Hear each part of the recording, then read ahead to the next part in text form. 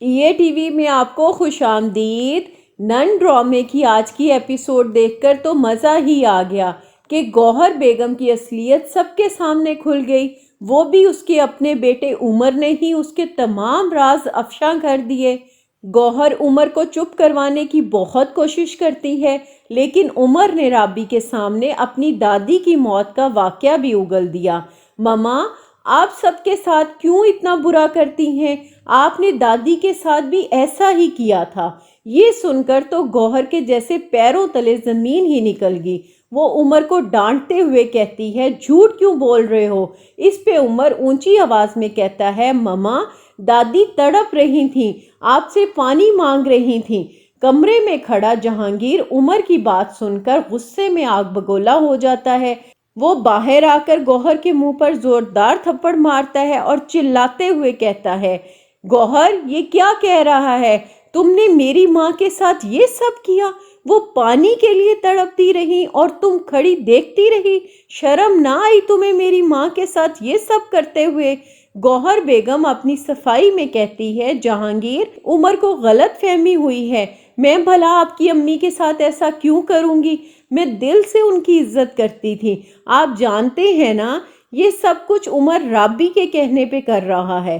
یہ سن کر رابی حیرت سے گوہر کو دیکھتی ہے اور کہتی ہے، گوہر، آپ مجھ پہ کیوں الزام لگا رہی ہیں؟ گوہر رابی پہ چلانے لگی تو جہانگیر غصے میں گوہر کو دھکا دیتے ہوئے کہتا ہے، نکلو ابھی اور اسی وقت نکلو میرے گھر سے۔ دوسری طرف آپ دیکھو گے کہ گوہر کی والدہ کو حسن اور ثاقب کی حالت دیکھ کر اپنے کیے پر پچھتاوا ہونے لگا کہ اگر میں گوہر کی ہر بات نہ مانتی تو آج میرے بیٹے اس حالت میں نہ ہوتے۔ گوہر جب اپنی ماں کو حسن کے ٹیسٹ کی رسید کا کہتی ہے کہ میں اسے بدلوا دوں گی تاکہ حسن فروا کو طلاق دے کر اس سے اپنی جان چھڑوا لے، یہ سن کر تو گوہر کی والدہ کے پیروں تلے زمین ہی نکل جاتی ہے۔ وہ اپنے آپ سے کہتی ہیں، گوہر، میں تمہیں اب کسی اور کی زندگی برباد نہیں کرنے دوں گی۔ اسی لیے وہ ثاقب کو بتاتی ہیں، ثاقب، گوہر حسن کی رپورٹس بدلنے کی بات کر رہی تھی تاکہ حسن فروا سے بدظن ہو کر فروا کو طلاق دے دے۔ ثاقب، مجھے بتاؤ میں کیا کروں؟ اگر گوہر نے حسن کی رپورٹس تبدیل کروا دیں تو فروا اور حسن کی زندگی تباہ ہو جائے گی۔ میں حسن کو اور تڑپتا نہیں دیکھ سکتی۔ اس پہ ثاقب جواب دیتا ہے، امی، یہ سب کچھ آپ کی وجہ سے ہوا ہے، صرف آپ کی وجہ سے۔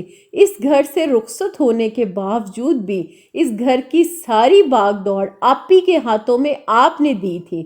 پلیز امی، آپی کو دور رکھیں اس گھر کے معاملات سے۔ آپی نہ تو خود اپنا گھر بسانا چاہتی ہیں اور نہ ہی وہ ہم دونوں بھائیوں کو خوش دیکھ سکتی ہیں۔ وہ نہ صرف رابی کی گناہ گار ہیں بلکہ وہ فروا اور اس کے بچے کی بھی مجرم ہیں۔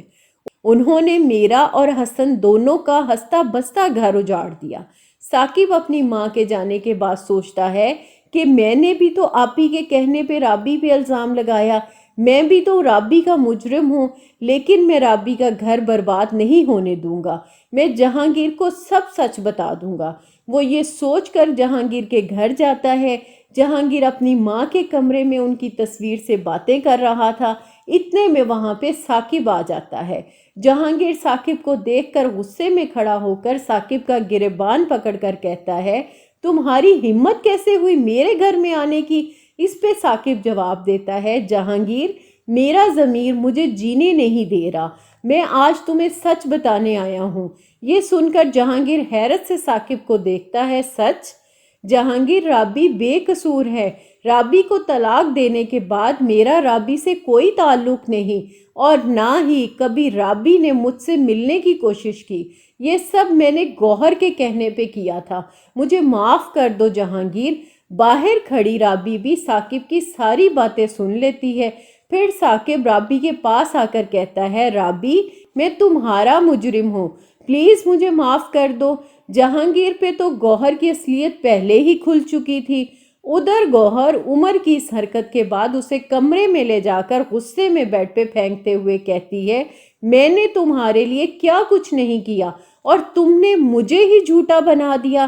یہ جو کچھ تم اپنے باپ کی شے پہ کر رہے ہو نا، ایک بار مجھے ان تمام معاملات کو نپٹا لینے دو، پھر دیکھنا اگر میں نے کبھی تمہیں جہانگیر کی شکل بھی دیکھنے دی تو میرا نام بھی گوہر نہیں۔